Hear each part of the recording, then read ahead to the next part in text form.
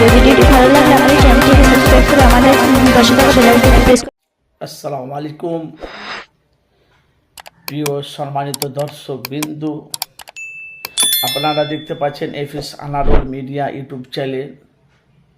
আমি গুনাহগার মোহাম্মদ আনারুল হোসেন আমার চ্যানেলের তরফ থেকে সবাইকে সালাম ও ভালোবাসা মোবারক জানাই।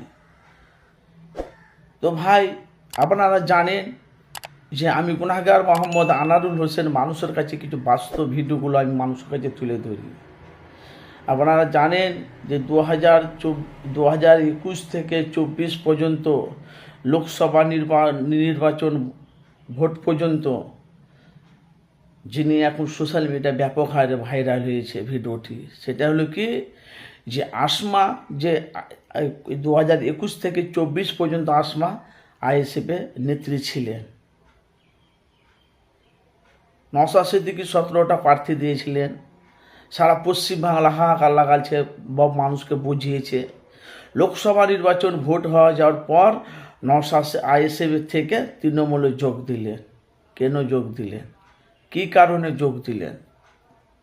ভাই, এর মধ্যে অনেক কিছু রহস্য আছে। রহস্যটা কি? পশ্চিম বাংলাতে মুখ্যমন্ত্রী মমতা বন্দ্যোপাধ্যায়, ওনার উন্নয়নটা বেশি। বাংলার আনাচে কানাচে দেখেন প্রত্যেকটা মানুষের মুখে খালি তৃণমূলের উন্নয়ন নিয়ে। তৃণমূলের মানুষ বলছে আমরা উন্নয়নকে বিশ্বাস করি। এতদিন নওশাদের কাছে ছিল, এই ভালো লাগেনি, দলটাকে পদত্যাগ করে উনি এখন তৃণমূলে ঢুকেছে। সে আসমাকে এখন বাংলার মানুষ তাকে খারাপ ভাবছে, কিন্তু উনি যেটা ভালো বুঝেছে সেটা করেছে। একটা দল থেকে আর একটা দলে গেছে। ভাই, ফুরফুরা শরীফে অনেক মানুষরা তারা মুখ খুলছে, পীরজাদারা, অনেক পীরজাদারা সেটাকে নিয়ে মুখ খুলছে। তো ভাই, কেউ বলছে এরা ইসলামের নামে কলঙ্ক, কারা বলছে ইসলামকে এরাই ধ্বংস করছে, এরাই বলছে মুসলমানকে আঘাত দিচ্ছে। ভালো করে বুঝবেন ভাই। দেখেন, তো এখন যে পরিস্থিতিটা যা বুঝতে পারা যাচ্ছে, আসমা বিবি বলছে আমি ভাবতে পারিনি যে তৃণমূল একটা মুখ্যমন্ত্রী মমতা বন্দ্যোপাধ্যায় একটা মেয়ে ছেলে হয়ে পশ্চিমবাংলার মাটিটাকে কামড়ে ধরে আছে। যেখানে যাচ্ছে সেখানে তৃণমূল, যেখানে যাচ্ছে সেখানে তৃণমূল। তো আপনারা ওনার বক্তব্য, আপনারা সোশ্যাল মিডিয়া, আসমার সোশ্যাল মিডিয়া আপনারা বক্তব্য শুনেছেন। বলছে ক্যানিংয়ের শওকত মোল্লা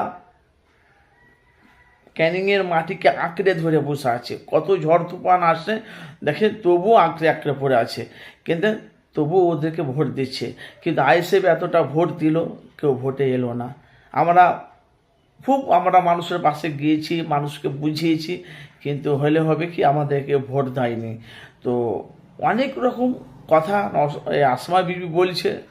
এখন ভাই, আসমা বিবি এখন চলে এসেছে কিসে, তোমার তৃণমূলে। তো কাজটা ভালো করেছে না করেছে, ভালো না ভালো করেনি, আপনারা একটু কমেন্ট বক্সে মতামত জানাবেন। কিন্তু ভাই, ওনার ব্যক্তিগত ব্যাপার, কোন দলে থাকবে না থাকবে আপনারা অবশ্যই কমেন্ট বক্সে মতামত জানাবেন।